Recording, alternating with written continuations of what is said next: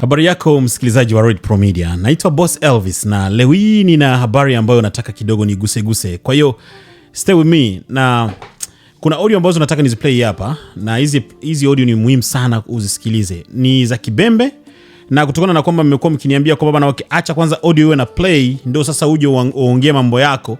Kwa hiyo nitaiacha kwanza audio iplay, alafu nitakuja kuitafsiri kwa wale ambao hawajui Kibembe. Nitaitafsiri kwa lugha ya Kiswahili.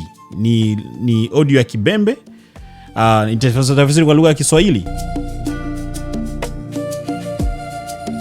Abana betu turalembe kidogo mwana ombato atiricha. Elia itia bele majiko mababa ule umashishi ba ofisiro Rwanda bose mabina mwengi basangwara nyomo kikuwa na drone. Bachi ilwelea yiti ba minota bana yuchi ilo wabo una batansho yasona ibashi churuchu baila nonsengi karula ni bali baraia baya kwa mashishi lunga aja baraia bashi mubi ilo madrapo masanduku itansho ile ni ile papa mara ya franga ba mangoli la ni bali baraia ba kwa mashishi ushi muitana maroma uno bwana na bamanga bamuiti bashi mugini na siri na bamanga bamuyose kali bangi bino bayokuru aruji lekerera ba babare yisaba mangwiro kiranto wapo wetu tu emungu abene eba mutwa batwa umira maramfo nami sawo mangani muba ya yabope bano batutaba na effective yabula bamuita basolwana bayinda bali una bali obali bana yimwe kiro kulunge bandi bato situation abite mwende ngisura ya chi emanga bitabi mwabya wabwa tension na nchungwa na bushini yake itu batuba mwazani wi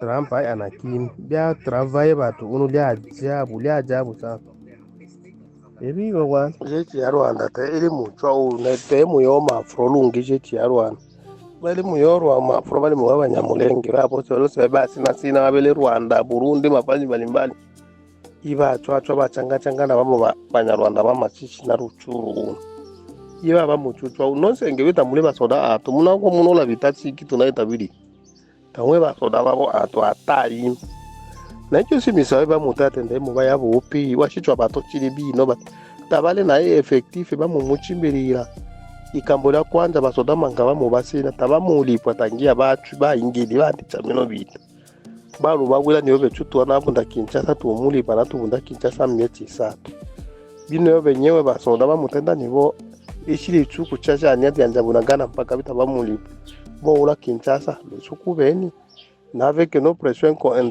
konani internationale ya sumbua grave ibasumbu akili bibabele bale muwazani bonde bya tatu uchwa niyo na ngatara uchu yola nani Kinshasa tubunde kindu na kana Tanganyika ibe republique bibe byose communauté internationale ya luema Kongo te Chicago ibya bataba tubali na man deception manga chamanga ebashile mu Rwanda da amanga babo ema pressure mbaka obe dialogue ebona abo ba integre mbito kiyeshi mu Rwanda sawa.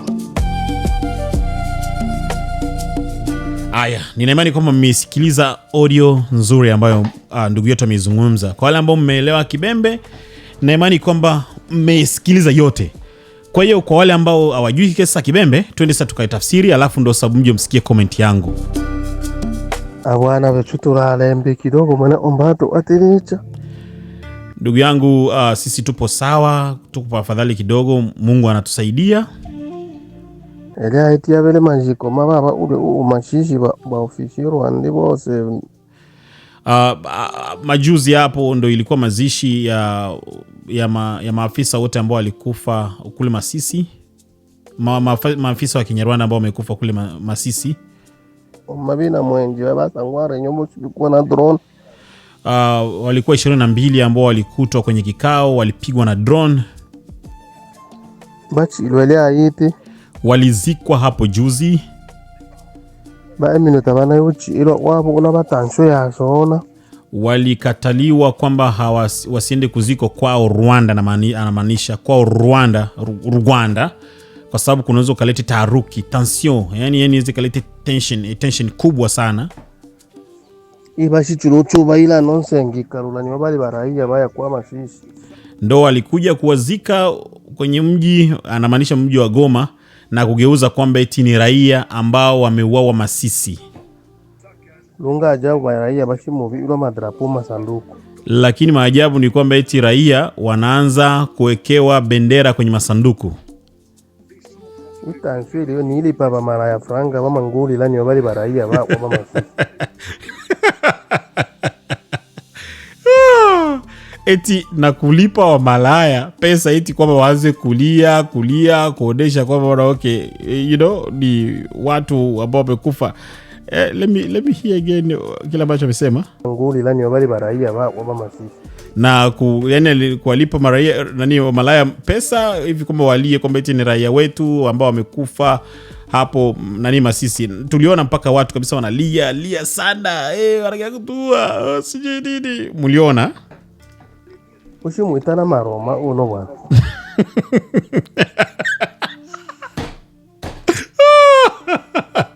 Eti huku meshaanza kutokea matukio bwana. Yaani huyu jamaa nimempenda. Yaani unajua Kimembe, ukikutana na mwadisiaji mzuri kama huyu, mbona una enjoy? Na mamanga bamuipiba timu mjini na siri na mamanga. Amesema nini hapa? Ngoja kidogo. Ngoja ni focus please. Piba timu mjini na siri na mamanga. Na wengi washaanza kukimbia wengi. Mamu yose kali bangi bino bayokuru aruji lekelera baba registra mangiro kila mtu wapo. Na wamoja washaanza kurudia serikalini, na wengine washaanza kurudia kwenye kwa Ruja au Msalaba Mwekundu hivi kwamba waorozeshi kila mtu aanze kurudia kwao. Wetu tu Mungu bane wewe mtu watu mu maramforo. Na kule kwetu ndio tuko tunasikia sikiti bana wako bado wanaendelea kuja iti bana maramforo inakuja. Nami sao mangani mubaya ya nyabo ope. Mano batutabana effective ya bula. Na habari nyingi ambazo ziko zinakuwa ni za uongo. Watu hawana nguvu yote ile ya kutisha. Effective ya bula, yani matukio yao sio iti bana inaweza kachanganyi dunia vile. Ni habari za uongo tu. Bamu itabasolo anabainda bali bali. Wako wanafanya wakitaka kupigana, wanachukua watu wa huku na huku ndio sawa wanawapeleka. Yaani kama vile jinsi unavyosikia Uvira manake walichukua watu kutoka Rwanda nini wanachanganya ndio wanana, lakini wao wenyewe hawana nguvu ndio anamaanisha hapa. Bana hiyo kilo kulunge banji watu. Wakijikuta kwamba wanazidiwa kidogo wanaanza na kuwarudisha. Situation vita mwende ngisu ayachi emanga. Yaani hali ya vita saizi inaanza kuchukua taswira nyingine, yani sura nyingine kabisa. Vita bimwabia wabwa. Vita nene naisha bwana. Tension na nchungwa na bushi yake ituba mwazani wi Trump anakim. Attention, tahadhari sana na mzungu anapokuwa amekusudia kitu chake. Wako wanafikiria kwamba eti bana Trump ameikaa kimya. Travaye batu unulia ajabu sana. Anakim. Bia travaye batu unulia ajabu sana. Yani imetenda kazi huku ni vya ajabu zaidi. Yani kauli ya Trump inaanza kuact, yani imeanza kufanya inaanza kuonesha matendo yake, inaanza kuonekana ya kiajabu zaidi. Ndio hivyo bana. Okay, so hiyo ni ya kwanza hiyo ambayo tumeisikia. Ya pili ni hapa. Jeshi ya Rwanda ili mchwa unetemu yoma afrolungi jeshi ya Rwanda. Jeshi la Rwanda aliko linaenda tena kwenye front. Bali muyoro wa mafro bali muwa Nyamulenge hapo chorose basi na sina wabele Rwanda, Burundi, mafazi mbalimbali. Ambao wanaenda saizi kwenye front ni Wanyamulenge ambao wametoka Rwanda, masemba mbalimbali na hata nafikiri na Uganda. Iba chwa bachanga na bamo Banyarwanda ba Masisi na Ruchuru. Ndio wako na wachanga pamoja na Banyarwanda wa Masisi na Ruchuru. Iba bamo chwa unonsenge wita mule basoda atumuna ko munola vita. Na kwenye mji hakuna hata wasoda askari wote ule. Unaweza mkasikia kunatokea vita hapa. Tati kitu na itabidi. Sijui kama tunaweza kufanya nini. Kamwe basoda babo atwatai. Hakuna hata maaskari wao hata imo, yani hakuna hata maaskari zao hapa. Na hiyo si misawe ba mutate ndemo ba yabo upi washichwa bato chilibi no ba tabale na effective ba mumuchimbirira. Na hizo habari zote ambazo wanazungumzia, sijui kuna meli zilizokuja nini, hizo taarifa zote ni za uongo. Hawana hiyo nguvu, wako nadanganya.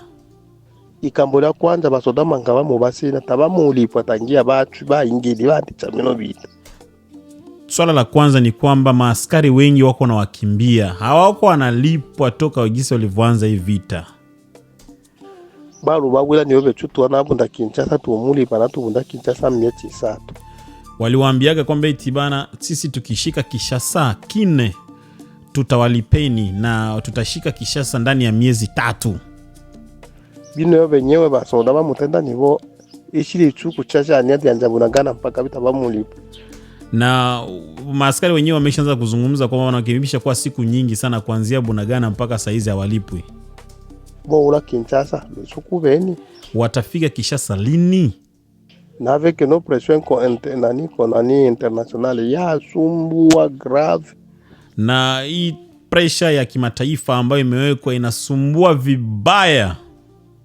Ibasumbua akili. Inawasumbua akili, inawachanganya akili.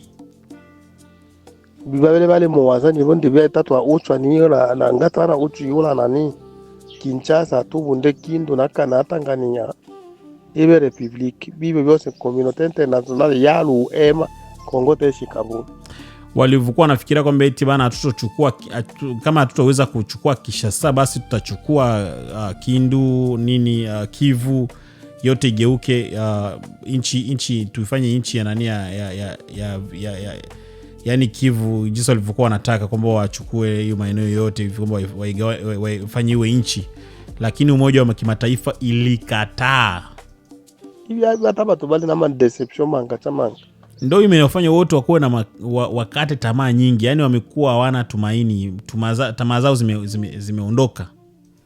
Ibashile mu Rwanda da amanga babu ema pressure mbaka obe dialogue ebona abo babe integre mbito.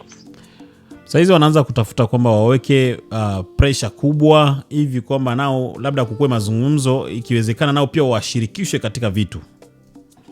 Kie chimolondo. Ndicho ambacho inatafutwa sasa hizi. Sawa.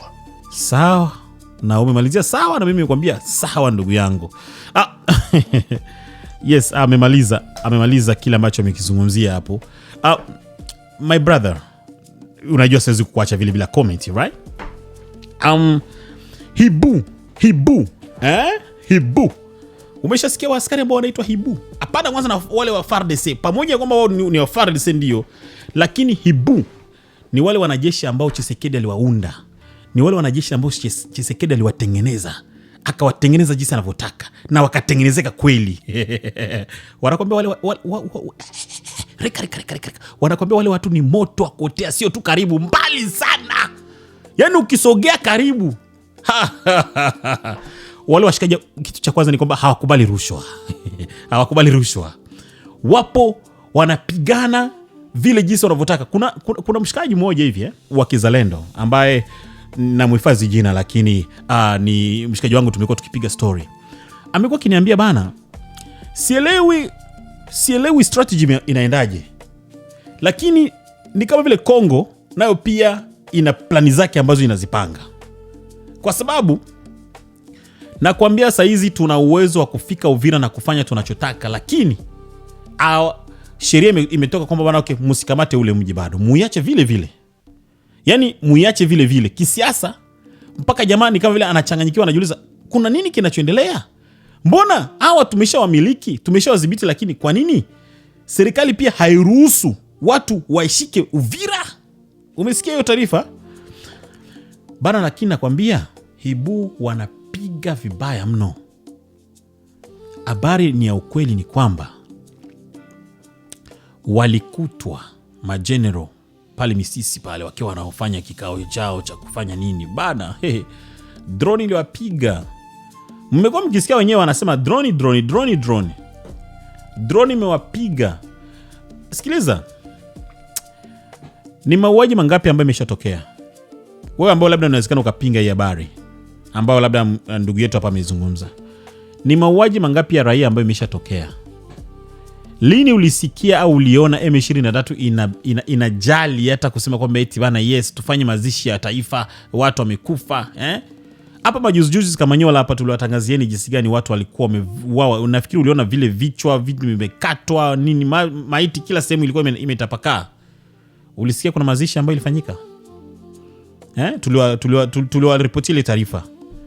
Ni hapa majuzi tu hapa. Huku bado wakiwa kwenye safari ya kwenda Uvira. Kabla hawajaenda Uvira tuliwaripotia jinsi gani bana mauaji ilifanyika pale. Ulisikia? Kwa sababu wao walilalamika kwamba eti bana ni serikali nayo pia ndio ilifanya vile. Licha kuwa taarifa za uhakika ni kwamba wao ndio walifanya vile. Right? Ulisikia kwamba eti walikusanya wale watu wakawazika kwa heshima nini? Au toko umeanza kusikia bana M23 wakiwepo pale, aliya kwamba tumekuwa tukitangaza kila siku kwamba kuna mauaji, raia wamekuwa wakifa. Umeshai kusikia kwamba kuna siku moja walikamata raia wakaenda kuwazika kwa heshima, kwa kuonesha kwamba eti bana sisi tunajali raia? Use your brain. Tumia akili yako ndugu yangu, usiendelee kulazwa tu kwa fumbo macho. Tumia akili basi. Mungu alikupatia nayo kwa sababu uitumie katika nyakati kama hizi. Ukweli ni kwamba wale sio raia. Kuna hizi habari pia ambazo zilisemekana kwamba wameua raia kwenye manifestation ya Goma. Kwa maana Goma walifanya manifestation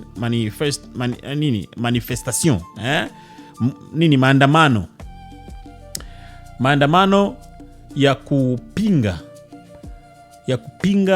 M23 kwamba hawawataki. Wakakwambia kwamba wameua wengi. Watu walikufa kwenye hayo maandamano. Unasikia? Kiasi kwamba kuna wengi ambao walikuwa wanaenda kwenye comment pale wana comment kwamba mmeua raia, baada ya pale ndio sasa mnawachanganya pia na watu wenu ambao walikufa nao pia kwenye vita ya Masisi. Alafu ndo mnakuja pale mnasema eti bana okay, serikali inaua raia. Ile habari nilikuwa kama vile najiuliza, okay, sawa, inawezekana sawa, lakini hawa kabisa wajali raia hawa kiasi kwamba ndo wawafanyie haya ambayo wanafanya leo hii. Nikasema hapana, hii ni kama vile mbona haieleweki hii. Unaona? Nikaona kwamba bana hii kitu haieleweki na hawawezi kuwa na time na raia hawa washikaji ya kusema eti bana wawajali wawafanyie sijui heshima kama hiyo, na kati wao wenyewe wanajua waliwaua. Lakini ambacho kina make sense, angalia kwenye ule mkutano walikuwa wamejaa viongozi wote wa M23. Wote walikuwa wamejaa pale. Wale general manani wote walikuwa pale kwenye mazishi. Swali ni kwamba walikuwa wameenda kufanya nini? Yaani wao ndio wanajali sana raia. Wanajali sana raia kuliko kila mtu. My brother. Na kama hiyo umeona na unaipinga basi tuongee hivi. Kutoka Masisi kwenda Goma ni kilomita 76. Kilomita 76. Ngoja niangalie kwenye mitandao. Yes, kutoka Masisi kwenda Goma ni kilomita 78.5, ambayo kwa miles, I think kwa miles maybe ni miles 70 hivyo, something like that. Chini ya pale barabara zenyewe unazojua ni mbovu. Okay? Wamewatoa raia Masisi, wanaenda kuwazika Goma. Wamewatoa raia wapi? Masisi, wanaenda kuwazika Goma. Kwa mapenzi gani M23 ilio na raia wa Kongo? Kwa mapenzi gani M23 inawapenda Wakongomani kiasi kwamba bana okay, ya tuwachukueni tokeni basi Masisi, twendeni tukawazikeni Goma. My brother, think. Unaelewa? Think.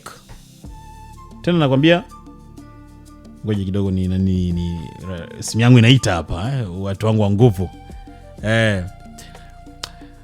Think. Tena nakwambia kweli, kuna mshikaji wangu ananipigia hapa na yeye pia ni yeye ni mshabiki wa M23, lakini ndio hivyo. Sisi bado tuna mapenzi. Mimi bado nina mapenzi na ndugu zangu wote ambao wao kwa upande wa M23, kama vile nao pia wana mapenzi na mimi ambaye niko upande wa wazalendo. kila mtu ana uelewa wake katika hii vita. Kwa hiyo tumeachana kwenye uelewa, kwa sababu tena na nimekuwa nikisema mimi sijawahi na sitowahi kumuhimiza Mkongomani amchukie Mkongomani mwenzake. Wanaongea Kinyarwanda Kongo, mimi nawatambua kwamba ni Wakongomani waliopo Kongo. Njia pekee sisi kuwa sawa ni kukubaliana sote na mapungufu yetu yalivyo. Regardless kwamba bana kila mtu anauelewa tofauti, lakini mimi shida yangu sio ya raia wenzangu ambao wapo Kongo kwa sababu eti sijui wanaongea Kinyarwanda wana nini. No, shida yangu mimi ni Kagame na mbinu zake ambazo anazifanya kwa ajili ya kuendelea kuyaribu Kongo. Na shida yangu mimi ni wale wote ambao wamekubali kurubuniwa na Kagame kwamba ndo wanatetea, wakati sijawahi kuona utetezi wowote ule. Nataka tu make one thing clear right there. Ila nitaitafutia mada siku nyingine nije kuiongea kiundani zaidi. So point yangu hapa nataka nikuelekeze ndugu yangu kwamba hakuna cha raia ambao eti wamepewa heshima na M23. Alafu jambo lingine pia nimeona yule ambaye ni meya feki ndo governor feki wa Goma na nimesahau jina lake, pumbavu sana yule na nimesahau jina lake na sitaki kukumbuka jina lake kwa maana sioni umaana wa kukumbuka jina lake. Alitangaza kwenye mitandao ya kijamii, niliona kwenye mitandao ya kijamii akawa ametangaza kwamba ukatili na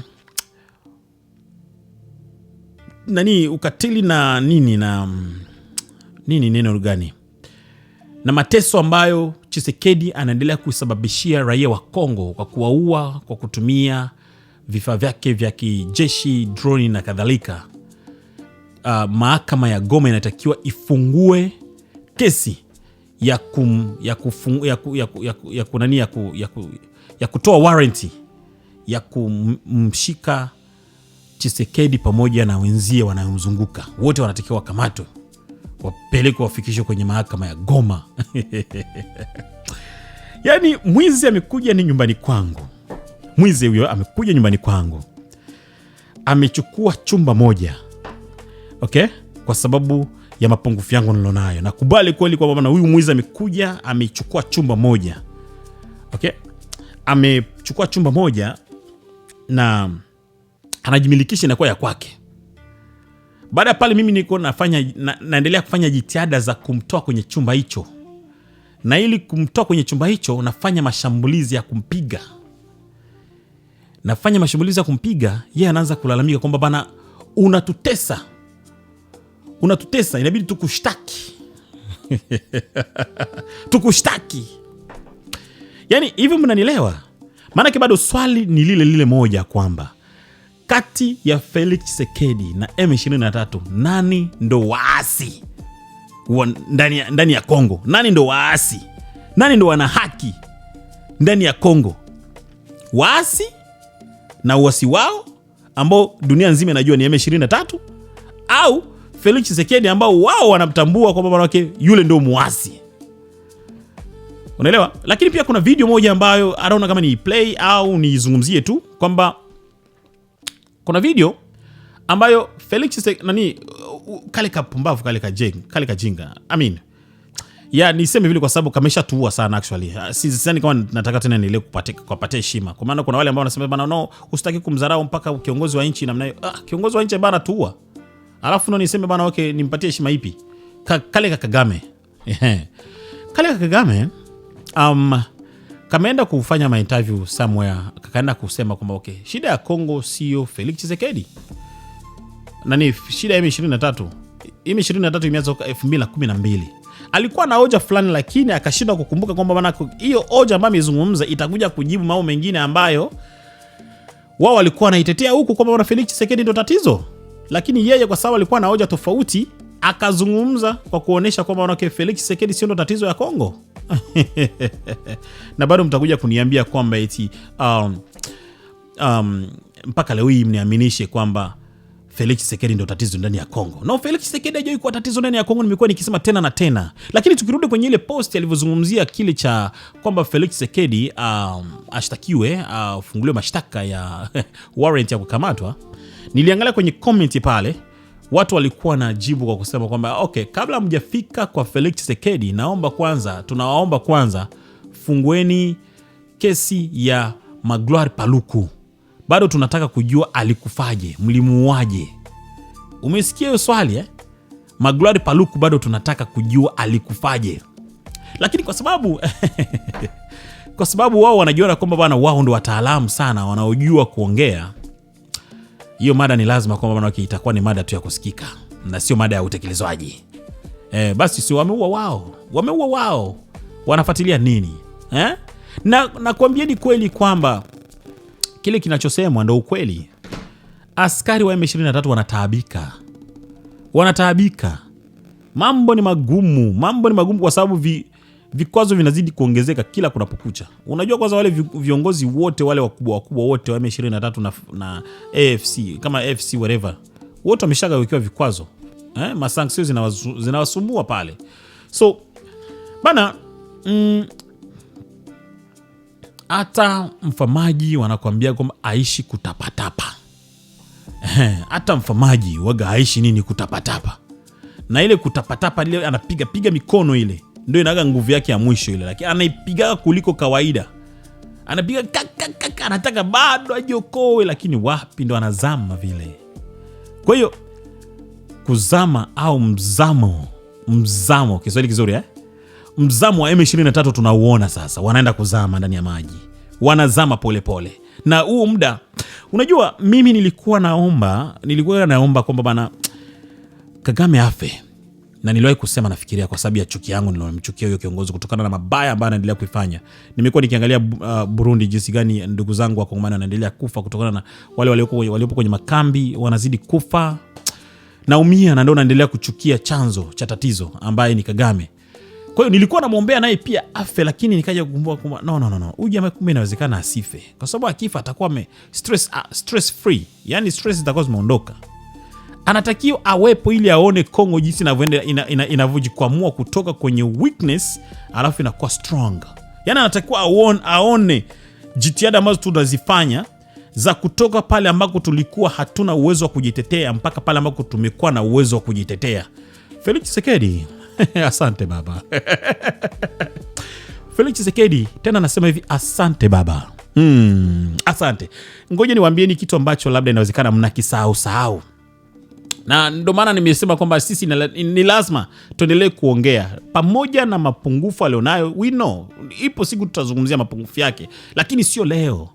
Nikwambie, hata mke na mume wakigombana nyumbani, mgeni akija mnatakiwa mumpokee kwanza, au adui akikuja mnatakiwa mumshambulie kwanza, alafu baada ya pale ndio shida zenu mnaenda kuzizungumzia pale ambako mtakuwa mmepata nafasi ya kurudi tena kama mke na mume. Lakini kwanza adui akikuja mnashambulia nyote, kwa sababu unajua huyu anakuja kuattack familia yetu. That's why hatutaki sana kuanza kugusagusa vitu vya Felix Tshisekedi. Lakini niwaambie kitu kimoja kwamba Felix Tshisekedi ametutoa mbali sana. Tulikuwa hatuna sauti katika umoja wa kimataifa, lakini zile safari zake zile achilia mbali kwamba aiza kuna zingine za rushwa amejitajirisha whatever, lakini zilikuwa na manufaa. Moja wapo ni kwamba alitengeneza mahusiano hivi kwamba Kongo tuwe na sauti ulimwenguni. Unajua kuna system ambayo imesetiwa katika ulimwengu wa kwamba bana huu umoja wa kimataifa, hata kama katika zile nchi zenye nguvu ni kama vile umoja wa kimataifa haina sauti, lakini kwa zile nchi ambazo hazina nguvu kama vile Kongo, kukua na sikika kwenye umoja wa kimataifa ni dalili nzuri ya kwamba unaweza kusaidiwa. Kwa maana leo hii Rwanda kama alipata kaka nguvu ni kwa sababu ya kwenda kukimbilia kwenye umoja wa kimataifa. Rwanda ni nchi ya misaada, na ile misaada inatoka wapi? Inatoka kwa kwenda kukimbia kwenye umoja wa kimataifa. Ongea. Unaelewa? Kwa hiyo sisi tumetengeneza hayo mahusiano, na kubwa zaidi kwenye hayo mahusiano ambayo tumeitengeneza na umoja wa kimataifa kupitia Felix Chisekise bora vile tena niseme yule rais ambaye wanataka eti bana sijui rais wa makroshar. Sawa, hamna shida, tunakubali yote kwanza. Maana yake tunasema rais yetu tunajua kwa nini alisema vile, lakini wao wanataka waitumie kwa ajili ya siasa ya kusema kwamba eti rais anawatukana FARDC. Hata kusaje kuwatukana na kati ni kweli kwamba kwanza actually hakuwatukana, lakini alisema kwamba okay, samahani kwa kutumia hii neno, lakini ni maskari wangu niliwakuta wako hivi. Unaelewa? Sio tusi, lakini ndio ukweli. By the way, sio mada ya leo, right? Tufocus bado kwenye topic nilonayo. Alijitahidi kutoa evidence, ushahidi wa kuonesha jinsi gani kwamba Rwanda ndo tatizo katika nchi ya Kongo. Kuna watu wanasema kwamba bana, kwa nini akupenda kugusia Uganda na manchi mengine pia, kwa sababu tunaona kwamba sio Rwanda tu aliopo ndani ya nchi. Nacheka. Sikiliza nikwambie. Felix Tshisekedi anajua kwamba bana, kimshika viwili kimoja kinamponyokaga au vyote vinamponyoka. Na ndio kwa maana yeye hakupenda kushika eti bana nishike Uganda, nishike Rwanda. No, alitaka bana nishike tu huyu mmoja huyu. Nikimshikilia kwanza huyu mmoja huyu, nikamatane naye vizuri, au wengine watajikuta kwa kupitia huyu mmoja wataadibika nao. Na ndicho alichokifanya. Aliendelea kushirikiana na Umoja wa Kimataifa, na Umoja wa Kimataifa walivyofanya research zao wakakubaliana ni kweli kwamba Rwanda yupo katika Jamhuri ya Kidemokrasia ya Kongo, amepeleka askari wake pale kinyume cha makubaliano, kinyume cha sheria za Umoja wa Kimataifa. Kwa hiyo moja kwa moja ikapita na tengeneza keti ya ushindi wa Felix Tshisekedi kuonesha kwamba bana anazulumiwa, anaonewa katika nchi yake. Hilo ni la kwanza la kuzingatia, babangu au ndugu yangu, kakaangu, mamangu, whatever, ndugu yangu unanisikiliza. Unasikia? Lakini jambo la pili ambalo ni muhimu, tulikuwa tuko kwenye embargo, kizuizi cha kutokununua silaha kuanzia 2003. 2003 imeenda mpaka 2023. Ndio Kongo inaruhusiwa kwa wanawake nunueni silaha. Ndio Kongo sasa inaruhusiwa kwamba nunueni nini silaha. Ona madhara ya kutokununua silaha. Madhara ya kutokununua silaha. Nchi inalindwa na jeshi. Nchi inalindwa na teknolojia ya kijeshi. Nchi inalindwa na wanajeshi ambao wana uzoefu wa kisasa. Sasa yote tulikuwa tumepigwa stop kwamba bana, you cannot have it. Unaelewa? You cannot have it. Sasa unataka kuniambia kwamba jeshi letu kweli tu ni dhaifu, au kuchanga pia nayo mengine yanafanya kwamba tuonekane tuko wiki zaidi? Kwa maana tulipigiwa zuio hilo, ila manchi mengine jirani hawakupigiwa zuio hilo, hali ya kwamba nao pia walikuwa katika nchi. Fuatilia ile kesi ya 2003. Kuna kesi ambayo bana hadi Rwanda na Uganda walipigana katika nchi ya Kongo, wakauana katika nchi ya Kongo wao wenyewe wawili, lakini judgment ilipokuja hawakufuatiliwa wao. Na yote ilitokana na hasira ambazo Marekani ilikuwa nayo kwa Laurent Desire Kabila. Laurent Desire Kabila alikuwa amejivuruga kidogo, kiasi kwamba Marekani hakutaka kumwangalia, ikapenda kwamba itoe adhabu na ikafumba macho hivi kwamba wengine wasipewe adhabu, na ndio iliendelea kuwa maumivu zaidi.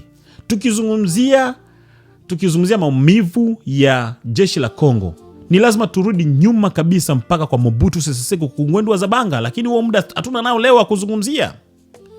Lakini pia hata kabla ya Mobutu Sese Seko kungwendu wa Zabanga le Marichal, ni lazima tuzungumzie pia Lumumba. Unajua kwamba Lumumba aliwahi kuwa waziri mkuu chini ya Kasavubu, raisi wa kwanza, yani kind like tuseme wa kwanza wa Kongo. Lakini jeshi lote lilikuwa ni jeshi la kikoloni. Transformation ambayo ilifanyika ni kipindi kile ambacho Mobutu ameshika kazi sasa. Ndio akaanza kucreate majeshi, lakini vile vile pia akawaribu mwenyewe, kwa sababu alikuwa ameogopa. Mobutu aliogopa wanajeshi wa Kongo kuliko jinsi alivyokuwa anaogopa uvamizi ambao nchi za nje zinaweza kuja kuvamia Kongo. Kwa sababu gani? Kwenye miaka 1960 na 1970 Afrika ilikuwa kama vile ipo kwenye mabadiliko. Viongozi wengi walikuwa wanapinduliwa na jeshi zao wenyewe. Unanielewa ndugu yangu? Jeshi zao wenyewe walikuwa wanawapindua, kiasi kwamba Mobutu ikafika muda akaona kwamba bana, akajifunza, kwa sababu alichokifanya vile vile pia kwa kutumia jeshi ambalo alikuwa iko chini yake, ndio ameshakuwa kamanda. Lumumba alivyokuwa amemwamini, ndio akamuua Lumumba. Mobutu ndo alimuua Lumumba. Mobutu ndo alitoa order ya kumuua Lumumba kupitia jeshi. Kwa hiyo akajifunza na mifano pia ya viongozi wengine wa Afrika, akaona kwamba bana, no. Ili niwe salama hapa, jeshi langu linatakiwa likuwe hovyo. Kwa hiyo kuna watu ambao wanasema kwamba mbona lilikuwa jeshi lenye nguvu? Nacheka. Sikiliza, Mobutu alikuwa mjanja sana, ule mjinga, ule mpafu sana, ule mzee. Mzee mpafu sana yani. Yule mzee, okay? Alipoona kwamba anapata sapoti ya Marekani na sapoti ya viongozi wa nje magharibi, alichokifanya ni kwamba akaimarisha watu wanaomlinda, na watu wanaomlinda walikuwa wanatoka kwenye familia zake au kwenye makabila ambayo anayaamini yeye. Unasikia bana jinsi vitu vilikuwa vinaenda huko eh? Kwa hiyo alipoimarisha hivyo, okay? Alipoimarisha hivyo akawa yuko safi sana. Wanakwambia kuna vita fulani ambayo kutokea Katanga, sijui kama Katanga, something like that. Kile kipindi ndo Laurent Desire Kabila bado anaendelea kumfuatilia. Nafikiria kitu kama hicho. Aliwahi kupambana na waasi, kwa sababu jeshi lake ni dhaifu. Jeshi wanakimbia. Rais wakataka kumteka. Lakini kutokana na msaada wa nje uliokuja, right away ikakuja kwa sambaratia wale waasi wote. Rais akawa amerudishwa kine. Ndio maisha ambayo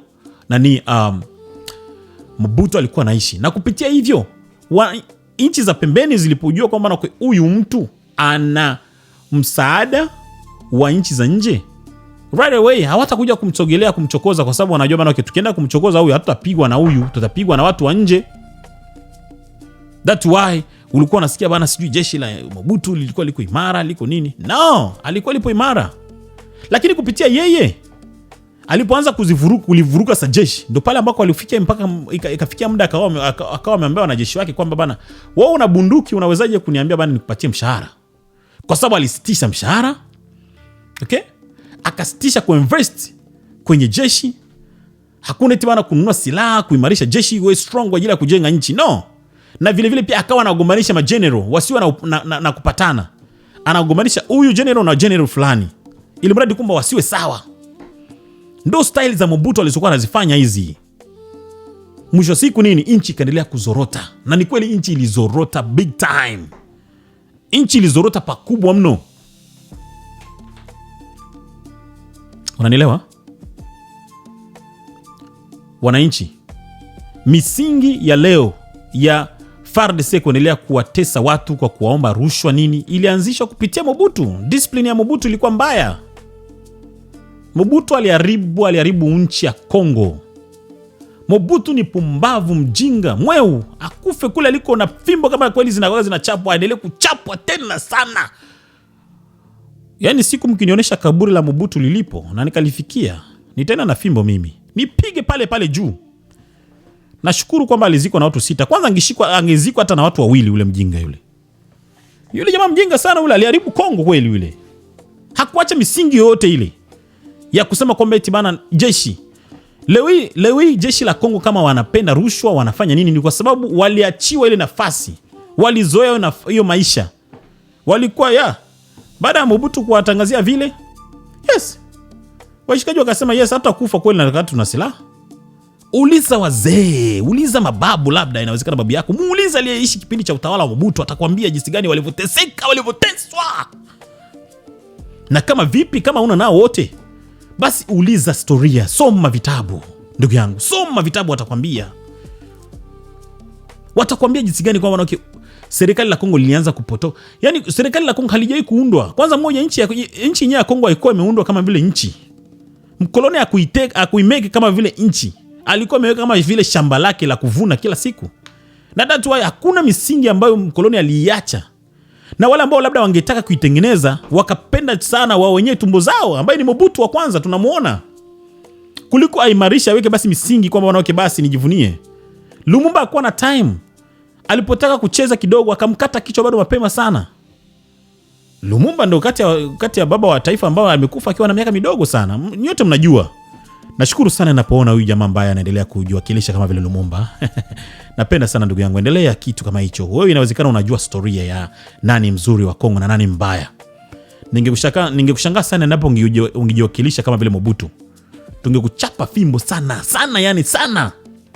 Endelea kumwenzi Lumumba. Mimi kuna bado makala ambayo nayaandaa kwa ajili ya Lumumba. Mpate historia ya Lumumba, kwa sababu ninapowaambia kwamba napendeni Kongo, nina maana kubwa sana. Kwa maana wengi wale ambao wameendelea kufaidika na Kongo kwa sasa hivi ni wale ambao wamekuwa wakimshawishi mkongomani kwamba aichukie nchi yake, hivi kwamba waendelee kuvuna. Na ndicho kinachoendelea. Kila siku unaambiwa tu mabaya ya Kongo, unaambiwa mabaya ya hata ya Felix Tshisekedi, lakini je, umeshawahi kuikaa chini ujiulize chanzo cha matatizo ni nini? Kwa hiyo anapowaita le crochard ni kwa sababu anajua jeshi la Kongo lilianza kuharibikia kuanzia wapi, na kwa kupitia yeye ameanza kuitengeneza polepole. Sio kitu cha dakika 2 dakika 3. Kumbuka kwanza tu hata ule muda wa kuitengeneza, yani Kabila ametawala kwenye utawala wote akiwa hana uwezo wa kununua silaha. Joseph Kabila namaanisha. Ana. So, shida ni nini? Maybe akupenda kuboresha sana diplomatic relation. Kwenda kuzungumza hivi kwamba wamtolee hiyo adhabu. Wamekuja kuitoa kipindi cha Felix Tshisekedi, ndo ametoa sasa hiyo adhabu kwamba right now yes unaweza kununua bunduki. Na ndipo pale tunaanza kuona Hibu ambao wanapiga kweli. Wanakwambia Hibu wachezi wale washikaji wale. Hibu sio habari. Na ndo tu watu tudogo bado tule, tu watu tudogo hapo tumetengenezwa miezi 2-3 hapa. Tunatoa jasho. Imagine tukiachwa ingine miaka 5. Nakwambia my brother, let me tell you the truth. Ukweli ndio tunazungumza tu hapa. Uimara wa Kongo ni hatari kubwa sana kwa Rwanda na nchi zote jirani pale. Kwa maana kwanza tupo wengi, alafu tukiwa na nguvu. Wanajua kwa wanawake hawa hapa hivi hata guswaga tena. Na ndio kwa maana kila siku wamekuwa wakifanya juu chini hivi kwamba tusiwe imara. Na hapo ndipo napokuambia bana, najua kweli kwamba kuna mapungufu yaliyopo katika utawala wa Felix Tshisekedi. Lakini kwa haya mawili ambayo nimekuzungumzia amefanya haya, tunataka tushikilie kwanza hapa. Kwa sababu naangalia ndani yake naona mna uzalendo. Swala la kula mali, hata mimi ningifika pale nitakula sana, I'm telling you. Ndio nchi ya Kongo ilivyo. Lakini at least nakula huku nikiwafikiria japo hata niache misingi. Kwa maana mimi hata sijali swala la kusema eti bwana Mobutu alikula pesa sana. Kwa maana alikuwa tajiri kwa bilionea, lakini ninachosema ni kwamba kwa nini basi hata ukuacha misingi fulani ya kwamba tujivunie kwamba at least licha kwa umefanya hivi, lakini at least ulifanya hiki na hiki na hiki na hiki. Ndio shida yangu pale. Hautokuja kuniambia swala la viongozi. Kwa maana viongozi kula rushwa, kujitajirisha ni duniani kote. Trump tu hapo Marekani, ukiangalia utajiri wake, licha kwa ni tajiri ndio, lakini ukiangalia utajiri wake kabla hajakuwa rais na saizi jinsi alivyo rais, wanakuambia utajiri wake umeongezeka maradufu. Amepataje muda wa kuwa busy na utajiri wake na kati yuko busy na kuitawala nchi? Lakini ni tajiri rais yote ule ambaye ndio hiyo maeneo ya pale ambaye ni maskini. Kagame ni tajiri wa kutupa. Ile mjinga. Museveni the same thing.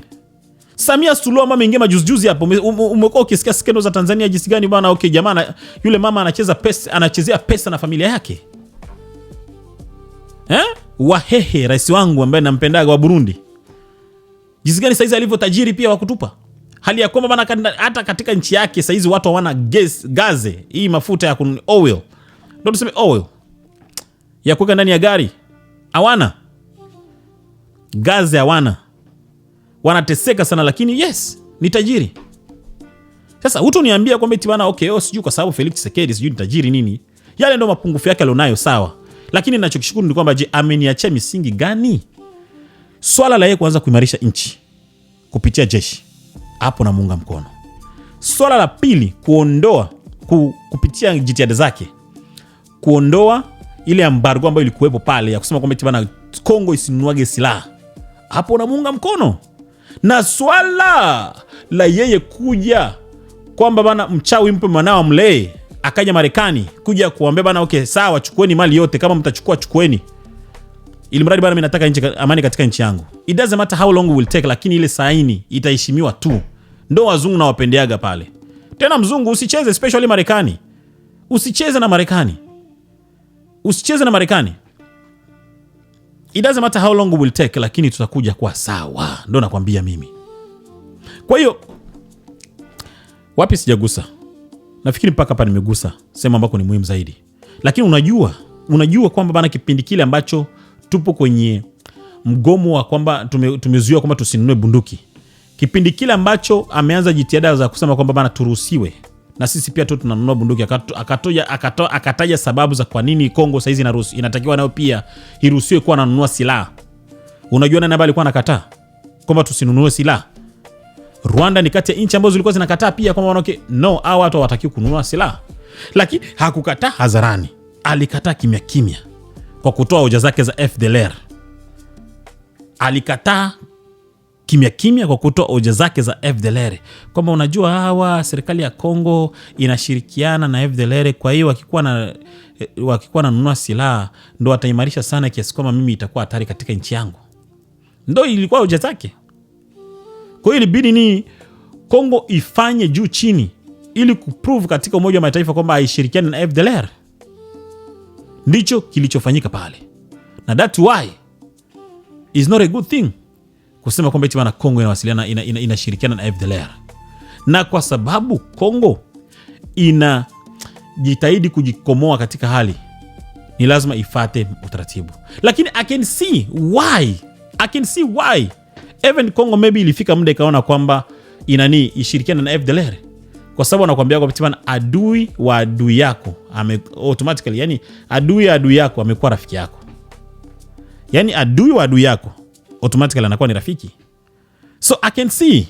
Na secondly, nikataza nisinunue silaha, lakini bado sitaki nchi yangu itekwe, ichukuliwe. Basi ngoja nitumie haya manguvu yaliyopo humo, haya makundi ya jitahidi ya pambane ya nini? Ya pambane ili mradi bana okay niangalie bana nchi kama itasogea. Na that's why I'm telling you Felix Tshisekedi iko proud sana na wazalendo. Yani ilikuwa ni kama sijui ni Mungu tu something. Cause wazalendo wangeamua kwamba no hatutaingia vitani, sijui kama ile nchi ingekuwa wapi. Kwa maana tulikuwa tupo kwenye kipindi kigumu sana, kipindi tunaanza vita. Calculation za Kagame na washirika wake walikuwa wanaona kwamba hii hapa haichelewi, na ndio kwa maana tumesikia kwenye audio walikuwa wanajua bana okay ndani ya miezi miwili mitatu tutakuwa tumeshika Kinshasa. Hawakuwa wanaona kwamba bana kizuizi inaweza kuwa wazalendo, hawakuwa wanaona. Lakini raia wa Kongo wameshachoka, wameshasema kwamba enough is enough. Tumeshateseka kwa zaidi ya miaka 30, tunateseka na hali kama hizi, no tumechoka sasa. Kama vipi tupigane kama tutakufa, lakini at least wale watakaobakia watasema na okay kupitia wale ambao waliamua kushika silaha kama tupigane nao watu. Ndio kwa maana leo tunaendelea kuwa na uhuru. Ndicho kilichofanyika mpaka mzalendo akaamua nini kushika silaha. Na that's why kila siku ninapoangalia nasema bana ndugu zangu wazalendo, endeleeni sana. Tupo nyuma yenu, tunawasupportini sana kwa maana tunajua historia. Tukisoma historia tunaona kwamba yes, bila ninyi mambo safi sana. Bila ninyi tungekufa. Yani ninyi ndo tegemezi. Mmetutoa sehemu ya aibu.